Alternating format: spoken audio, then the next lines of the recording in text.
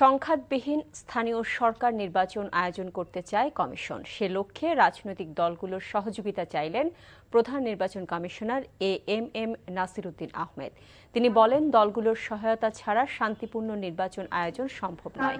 রাজধানীর আগারগাঁও নির্বাচন কমিশন সচিবালয়ে RFEDর নতুন কমিটি ও বিদায়ী কমিটির সম্বর্ধনা অনুষ্ঠানে এসব কথা বলেন সিএসি। তিনি বলেন, ত্রয়োদশ জাতীয় সংসদ নির্বাচন আয়োজনে অন্তর্বর্তী সরকারের কোনো চাপ বা হস্তক্ষেপ ছিল না।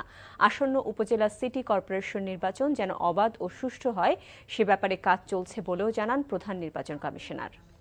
আমি মনে করি রাজনৈতিক দলগুলোর নিজেদের মধ্যে এটা বোঝাপড়া করা উচিত যে আমরা স্থানীয় সরকার নির্বাচনে কোনো ঝামেলায় যাবো না। এখন তো সুবিধা আছে, পার্টির সিম্বল ব্যবহার হবে না।